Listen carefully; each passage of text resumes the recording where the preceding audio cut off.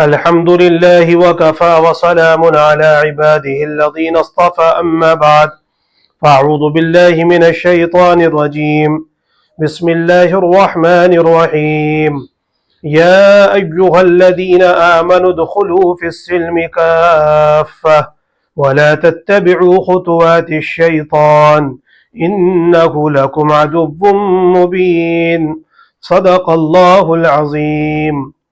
میرے محترم دوستوں اور عزیزوں، الحمدللہ شعبان کا مہینہ چل رہا ہے اور ہمارے سامنے ایک رات آنے والی ہے جسے شب برات کہتے ہیں، 15 شعبان کی رات۔ بہت سے لوگوں کا خیال یہ ہے کہ اس رات کی کوئی حقیقت نہیں ہے اور اس کے اندر جاگنا، عبادت کرنا، قرآن اور ذکر و تلاوت کرنا یہ سب بدعات میں سے ہے۔ اس طریقے کی ذہنیت اور نظریہ ہے۔ یہ بات تو میرے بھائیوں، دوستوں، بزرگوں، بار بار ہم بھی کہتے ہیں کہ جو چیز قرآن سے، حدیث سے، صحابہ کرام سے، تابعین سے، بزرگان دین کے کی زندگی کے کسی بھی عمل سے نہ ہو یا اس حصے کو جوڑنا، یہ بدعت ہے۔ جب قرآن اور حدیث میں صحابہ کے طریقے پہ یہ چیز نہیں ملتی اور اس کو دین کا حصہ سمجھنا، یہ بدعت ہے۔ یہ بدعات میں سے، اس سے بچنا چاہیے۔ اور ہم بھی یہ کہتے ہیں کہ اس رات کی کوئی فضیلت نہیں ہے، یہ بات صحیح ہے، لیکن یہ بات بالکل اس بات سے انکار کر دینا کہ اس رات کا کوئی ثبوت ہی نہیں ہے اور اس کا جاگنا، تنہائی کے اندر عبادت کرنا، قرآن کی تلاوت کرنا، اللہ کا ذکر کرنا، یہ بالکل غلط ہے، یہ بدعت ہے۔ تو یہ کہنا غلط ہوگا، کیونکہ رسول اللہ صلی اللہ علیہ وسلم کے 10 صحابہ کرام سے اس رات کی فضیلت ثابت ہوتی ہے۔ اللہ کے نبی علیہ الصلاۃ والسلام کے 10 صحابہ کرام سے یہ بات ثابت ہوتی ہے، اس رات کی فضیلت اور اس رات کے اندر جاگنا۔ حالانکہ یہ روایت کمزور ہے، علماء کرام فرماتے ہیں، لیکن محدثین اور فقہاء کرام فرماتے ہیں جب کوئی ضعیف روایت کی سند دوسری احادیث کی تائید سے ملتی ہو، اس کا ثبوت زیادہ لوگوں سے ملتا ہو، تو پھر وہ اپنے آپ میں ایک درجہ رکھتی ہے، ایک وزن رکھتی ہے وہ روایت۔ تو یہاں تو رسول اللہ صلی اللہ علیہ وسلم کے 10 صحابہ کرام رضوان اللہ تعالی علیہم اجمعین سے یہ بات ثابت ہو رہی ہے کہ اس رات کے اندر جاگنا افضل ہے، اس رات کے اندر جاگنا بہتر ہے۔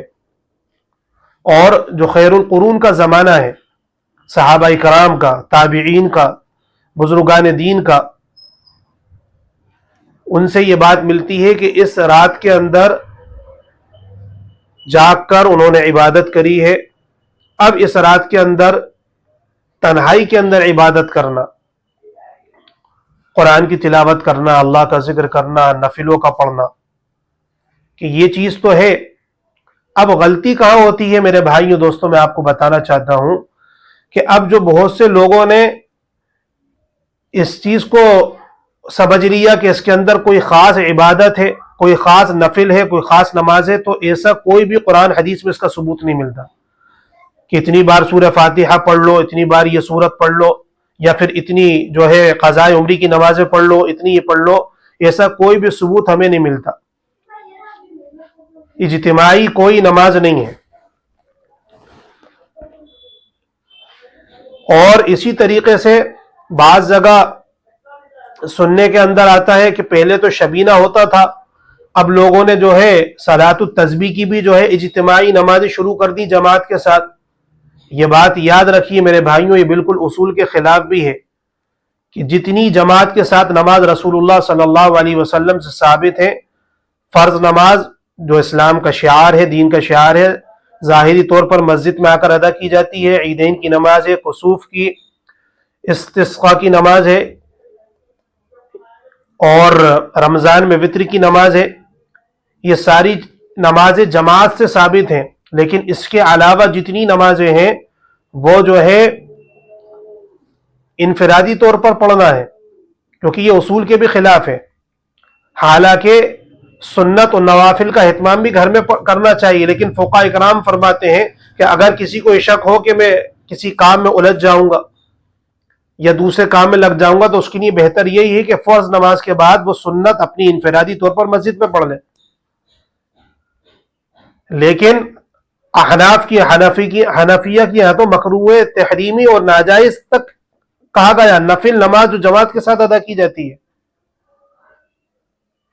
تو یہ بات کہاں سے صحیح ہوگی کہ لوگ جو ہے جماعت کے ساتھ صلاۃ التسبیح پڑھ رہے ہیں یا دیگر دوسری نمازیں پڑھ رہے ہیں؟ تو یہ چیز کہیں سے نہیں ملتی، بلکہ آپ جو ہے قرآن کی تلاوت کریے، اللہ کا ذکر کریے انفرادی طور پر، اور جو ہے نفل نماز پڑھیے. یہ سب انفرادی طور پر ہے، انفرادی طور پر گھر کے اندر یہ عبادت کرنا ہے.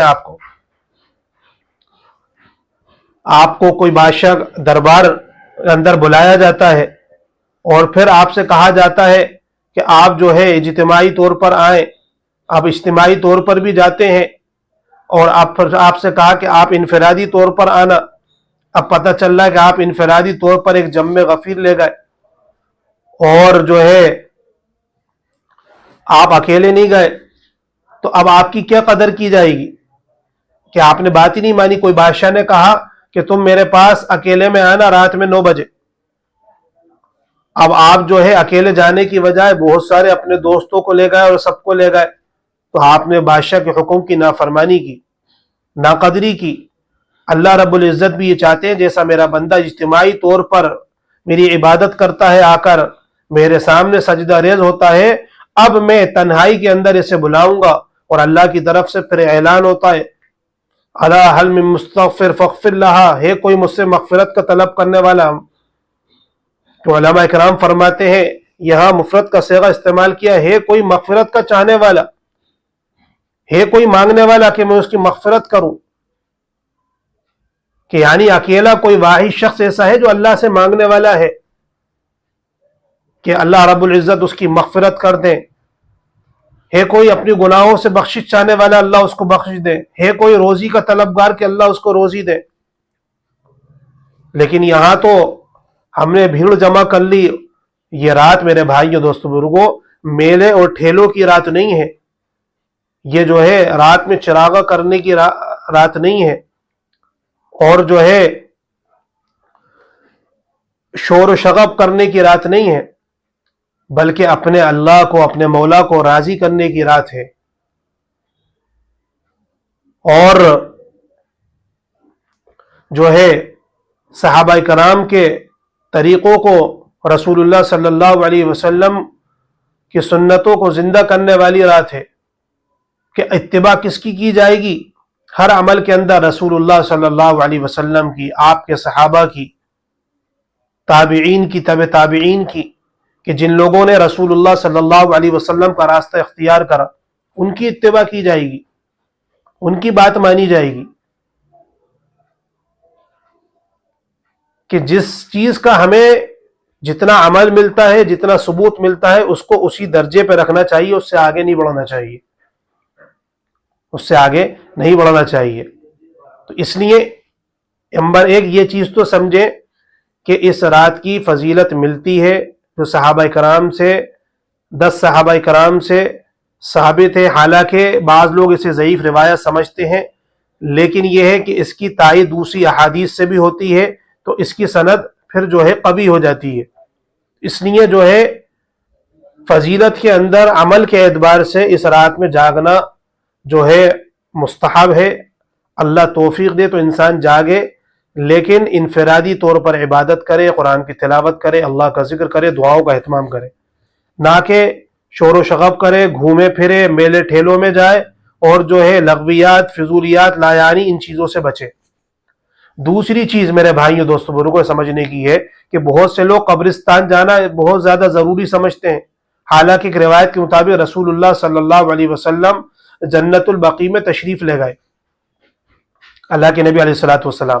تو علماء اکرام فرماتے ہیں کہ حضور اقدس صلی اللہ علیہ وسلم کا ایک عمل ملتا ہے کہ آپ بھی جو ہے زندگی میں ایک بار یہ عمل کر لیں کہ جتنا ہمیں عمل ملے اگر ہم اتنا کریں گے تو فائدہ ہوگا، نہ اس سے حد سے تجاوز کرنا، آگے بڑھنا ہے، اور نہ کم کرنا ہے۔ تو اس نیت سے کوئی چلا جائے کہ جو ہے اللہ کے نبی علیہ الصلوۃ والسلام گئے ہیں ایک بار تو ٹھیک ہے ایک مرتبہ، لیکن ہر سال جانا، اسے ضروری سمجھنا، بار بار جانا اور نہیں جانا، تو پھر میرے بھائیوں دوستوں بزرگوں یہ چیز جو ہے صحیح نہیں ہے، مناسب نہیں ہے۔ بلکہ آپ اس نیت سے جائیں کہ اللہ کے نبی علیہ الصلوۃ والسلام ایک مرتبہ گئے ہیں تو جو ہے میں بھی چلا جاؤں، یعنی اس رات کی جو ایک روایت ملتی ہے اللہ کے نبی علیہ الصلوۃ والسلام کی جانے کی جنت البقیع میں، تو آپ بھی قبرستان ایک مرتبہ چلے جائیں اور وہاں جو ہے فاتحہ پڑھ آئیں، زندگی میں اس نیت سے چلے جائیں، تو یہ چیز تو صحیح ہے، لیکن اس کو ضروری نہیں سمجھنا چاہیے کہ ہر سال جائیں اور بار بار جائیں۔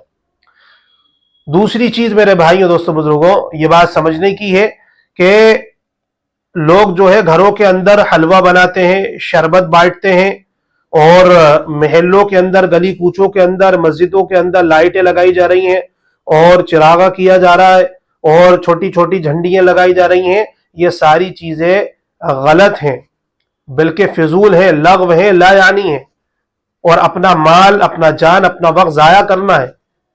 اس پہ باعث اجر و ثواب تو کیا بلکہ گناہ ملے گا، اللہ کی طرف سے پکڑ ہوگی اگر ہم ان چیزوں سے باز نہیں آئے۔ تو اس چیز کو ضروری سمجھنا یہ تو غلط ہے، کیونکہ شیطان تو اپنا ہر جگہ حصہ لگا لیتا ہے۔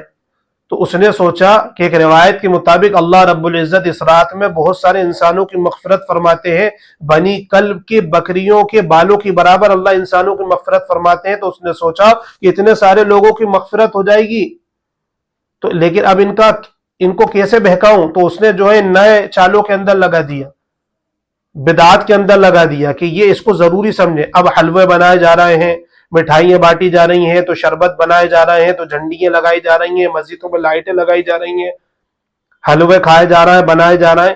یہ ساری چیزیں ضروری سمجھ کر کرنا آپ پورے سال میں کبھی بھی کر سکتے، جائز ہے، حلوہ آپ کبھی بھی بنائیے، لیکن خاص اسی دن اس کو ضروری سمجھ کر اس عمل کو کرنا، یہ دوستو بزرگوں یہ چیز سراسر غلط ہے، بلکہ گناہ ہے۔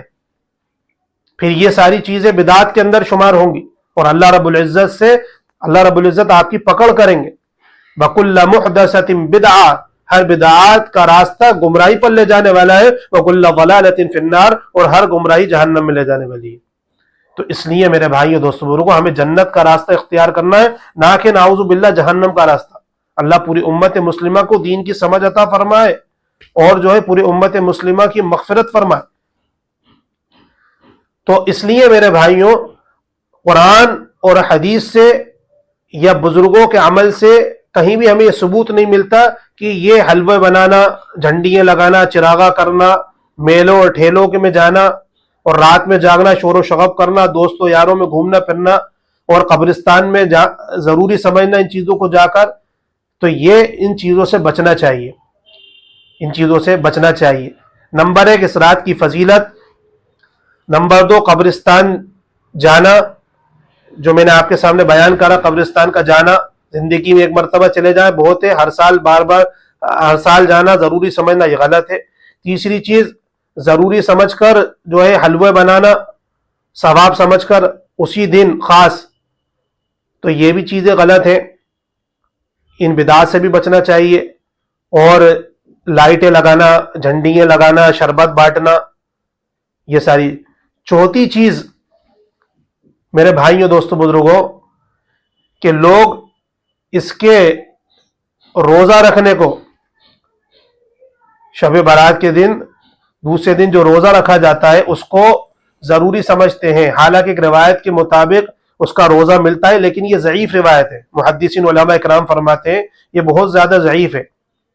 اگر کسی کو روزہ ہی رکھنا ہے تو پھر وہ شعبان میں کبھی بھی رکھ سکتا ہے۔ اللہ کے نبی علیہ الصلوۃ والسلام پورے جو ہے ایک شعبان سے 27 دن تک روزے رکھتے تھے، اور آپ نے پھر آخری کے 2-3 دن روزہ رکھنے سے منع فرمایا، کیونکہ پھر رمضان کی تیاری ہو جائے۔ اچھے سے آدمی رمضان کے لیے تیار ہو جائے. تو اگر کسی کو روزہ رکھنا ہے تو وہ جو ہے پورے مہینے میں کبھی بھی روزہ رکھ سکتا ہے, پورے مہینے کے 27 دن تک روزے رکھ سکتا ہے. ایک چیز تو یہ. دوسری چیز یہ کہ ایام 20 کے روزے اللہ کے نبی علیہ الصلوۃ والسلام 13, 14, 15 ہر مہینے رکھا کرتے تھے. تو آپ کو جو ہے یہ 15 تاریخ کا روزہ بھی مل جائے گا. تو اگر کوئی اس نیت سے رکھتا ہے کہ اللہ کے نبی علیہ الصلوۃ والسلام شعبان کے مہینے میں روزہ رکھتے تھے اور آپ ایام 20 کے روزے رکھا کرتے تھے, 15ویں تاریخ آپ کو مل رہی ہے, تو اس نیت سے آپ رکھیں گے انشاءاللہ تو یہ آپ کے لیے سنت بھی قرار دیا جائے گا, آپ کے لیے باعث اجر و ثواب بھی ہوگا. لیکن خصوصی طور پر کہ صرف یہی روزہ رکھنا, نہ آپ اس کو یہ نیت کرتے کہ یہ شعبان کے مہینے کا روزہ سمجھ کے رکھ رہا ہوں, یا پھر جو ہے ایام 20 کے روزے رسول اکرم صلی اللہ علیہ وسلم رکھا کرتے تھے, وہ بھی آپ کی نیت نہیں ہے. تو پھر علماء اکرام فرماتے ہیں تو پھر یہ ایک ضعیف روایت ہے, اس کو ضروری سمجھنا یہ غلط ہے. آپ اگر روزہ رکھنا ہے تو اس نیت سے رکھیں کہ یہ شعبان کے مہینے کا روزہ ہے, اللہ کے نبی علیہ الصلوۃ والسلام پورے مہینے روزے رکھا کرتے تھے اور جو ہے ایام 20 کے روزے رکھا کرتے تھے. اس نیت سے آپ جو ہے یہ روزہ رکھیں گے انشاءاللہ تو یہ آپ کے لیے باعث اجر و ثواب ہوگا. سمجھ میں آ رہی ہے بات؟ تو میرے بھائیوں, دوستوں, بزرگوں, اس لیے جو ہے علماء اکرام فرماتے ہیں, محدثین لکھتے ہیں کہ جب کوئی انسان کسی بدعت کے اندر مبتلا ہوتا ہے, یہ بدعت کا کوئی بھی عمل کرتا ہے, دین بدعت کہتے کسے ہیں کہ دین کے اندر اپنی طرف سے کوئی بھی بات نئی داخل کرنا اور اسے ثواب سمجھ کر کرنا, حالانکہ اس کا قرآن اور حدیث سے, فقہا صحابہ سے کوئی تعلق نہیں ہے, اس کا کوئی حصہ ہی نہیں ہے, اور آپ اس کا حصہ لگا رہے ہیں, تو یہ بدعت ہے, اور یہی بدعت گمراہی ہے, اور یہی گمراہی جہنم میں لے جانے والی ہے. تو اس کا ثبوت جو میں نے آپ کے سامنے موٹی موٹی باتیں جو لوگ کرتے ہیں وہ بتائی ہیں میرے بھائیوں, تو پھر ہمیں اتنا ہی عمل کرنا ہے جتنا ہمیں ملتا ہے. تو علماء اکرام فرماتے محدثین کہ جو انسان اگر ان بدعات میں مبتلا ہوتا ہے تو اللہ رب العزت اسے اصل سنت سے ہٹا دیتے ہیں, اصل فرائض سے ہٹا دیتے ہیں. آپ نے دیکھا ہوگا جو لوگ بدعات کے اندر ملوث ہیں, آپ دیکھیے تیجے کر رہے ہیں لوگ, 10ویں کرتے, 40ویں کرتے ہیں, لیکن وہ فرض نماز چھوڑتے ہیں اکثر. اللہ انہیں ہدایت دے, دین کی سمجھ دے. حضور اقدس صلی اللہ علیہ وسلم تو فرما رہا ہے کہ میت کے بعد اس کی میراث جلد سے جلد تقسیم کی جائے, اگر اس کے ذمے ملکیت ہے اس کے ورثاء کے اندر جلد سے جلد تقسیم کی جائے. اب میراث تو تقسیم کی نہیں جا رہی, لیکن تیجے ہو رہا ہے, 10ویں ہو رہا ہے, 40ویں ہو رہا ہے, یہ ساری چیزیں ہو رہی ہیں. اور جو کنڈے کرتے ہیں اور یہ حلوے, یہ ساری چیزیں خرافات میں ہوتے ہیں, وہ فرض نمازیں چھوڑ دیتے ہیں, حالانکہ فرض نماز پہلے ہے میرے بھائیوں. ایمان کے بعد جو بنیادی اہم فریضہ ہے مسلمان پر وہ فرض نماز ہے. کہ ابھی کوئی شخص مسلمان ہوتا ہے, کلمہ پڑھتا ہے اور نماز کا وقت آ گیا, حالانکہ اسے جو ہے کوئی سورت یاد نہیں, قرآن کی تلاوت یاد نہیں, تو میرے بھائیوں نماز اس پر فرض ہو گئی. علماء اکرام فرماتے ہیں اب وہ اسے طریقہ بتا کے, قیام کروا کے ساری چیزیں امام کے پیچھے نماز پڑھ سکتا ہے, نماز اس پر فرض ہے. اور اللہ تعالیٰ قیامت کے دن سب سے پہلے نماز کے بارے میں سوال کریں گے. اس لیے اللہ کیا میرے بھائیوں, ہمیں جو ہے اللہ رب العزت کی یہ نہیں دکھانا کہ ہم نے اتنا سارا عمل کیا, ہم رات بھر جاگ لیے اور ہم نے یہ سب کچھ کر ڈالا, پڑھ ڈالا. اللہ کے یہاں تو عمل کا وزن دیکھا جائے گا, گنتی اور شمار نہیں دیکھا جائے گا. اس لیے علماء اکرام فرماتے ہیں ایک سجدے میں بھی سبحان ربی الاعلی جو ہم پڑھتے ہیں تسبیح, ایک خیال بھی آ گیا اللہ رب العزت زندگی کے سارے سجدے قبول فرما لیں گے. لیکن ہمیں خیال ہی نہیں آتا کہ ہم اللہ کے قدموں میں سجدہ کر رہے ہیں, یہ ناک زمین پہ لگ رہی ہے, اللہ کے قدموں میں لگ رہی ہے, ہم اللہ کے قدموں کو سجدہ کرنا ہے. اور اس پاک اور ذات کا تصور کرتے ہوئے, اس کی کبریائی, اس کا جلال, اس کا کمال, وہ رب تمام جہانوں کا اور تمام مخلوق کا جو پالنہار ہے, جو روز جزا کا مالک ہے, رحمان و رحیم ہے, جس نے ہم سب کو پیدا کیا, ساری کائنات کو بنایا, ہم اس کو سجدہ کر رہا ہے. اتنا بھی خیال آ گیا ہماری زندگی کے میرے بھائیوں بیڑا پار ہو جائے گا, سارے سجدے قبول ہو جائیں گے. لیکن ہمیں خیال ہی نہیں آتا. تو اس لیے جو ہے ہمیں بالکل جو ہے فنٹن نہیں بننا اور ہیرو گیری نہیں کرنا. جتنا رسول اکرم صلی اللہ علیہ وسلم نے ہمیں بتایا اتنا عمل کرنا ہے, اور جس چیز سے منع کرا اس سے رکنا ہے. اس لیے علماء فرماتے ہیں نا، جتنی بات ملے اس پر عمل کرنا ہے، اس پر عمل کرنا ہے، اس سے آگے نہیں بڑھنا۔ ما آتاکم الرسول فخذوہ، اللہ تعالیٰ ارشاد فرماتے ہیں جو رسول تمہیں دے اسے لے لو، وما نہاکم عنہ فانتہوا، اور جس چیز سے منع کرے اس سے رک جاؤ، باز آ جاؤ۔ تو میرے بھائیو دوستو، یہ جو ہے مختصر اور بہت موٹی موٹی باتیں میں نے آپ کے سامنے بیان کری ہیں۔ اللہ رب العزت مجھے اور آپ کو دین کی سمجھ عطا فرمائے۔ اس لیے علماء کرام فرماتے ہیں یہ تو اللہ کی طرف سے ایک ریئلسل ہے جو رمضان سے پہلے ہمیں دے دی ہے۔ کسی بادشاہ کے دربار میں جائے تو آدمی کپڑے بدلتا ہے، نہاتا دھوتا ہے، اپنے آپ کو صاف ستھرا کرتا ہے، تو اللہ رب العزت بھی چاہتے ہیں کہ یہ رمضان کا مہینہ آنے والا ہے جو سب سے بابرکت مہینہ ہے، جس کے اندر اللہ رب العزت نے لیلۃ القدر رکھی، تو اللہ رب العزت بھی چاہتے ہیں میرا بندہ میرے پاس آئے تو صاف ستھرا ہو کر آئے، پاک صاف ہو کر آئے۔ تو یہ اس سے پہلے اللہ رب العزت نے ہمیں موقع دیا کہ ہم بالکل چست پست ہو جائیں، تیار ہو جائیں رمضان کے لیے، اس کی عبادت کے لیے۔ تو یہ 2 ہفتے پہلے اللہ نے یہ رات دے دی کہ اس کی عبادت کر کے آدمی یہ سمجھ لے کہ 15 دن کے بعد ہمیں قیام اللیل کرنا ہے، تراویح کی شکل کے اندر اجتماعی نمازیں پڑھنا ہے، فرض نمازیں، اور جو ہے نفلوں کا اہتمام کرنا ہے، رات کے اندر جاگنا ہے، اللہ کی عبادت کرنا ہے، دعا استغفار کرنا ہے، اپنے لیے اور پوری امت مسلمہ کے لیے اللہ سے مانگنا ہے، اپنے مسائل کو، پوری امت مسلمہ کے مسائل کو حل کروانا ہے۔ اللہ رب العزت نے یہ رات اس لیے دی ہے۔ اور یہ روزہ حضور اقدس صلی اللہ علیہ وسلم تو رجب اور شعبان کے اندر روزے رکھا کرتے تھے، لیکن آپ نے 2-3 دن روزے کہ آدمی اس کے لیے تھوڑا کھا پی لے، تیار ہو جائے۔ ایسا نہیں کہ پورے روزے رکھے اور فرض روزہ جب شروع ہو رہا ہے رمضان کا تو آدمی اللہ نہ کرے اس کے اندر کمزوری آ جائے، بیمار ہو جائے، ایسا نہیں کرے۔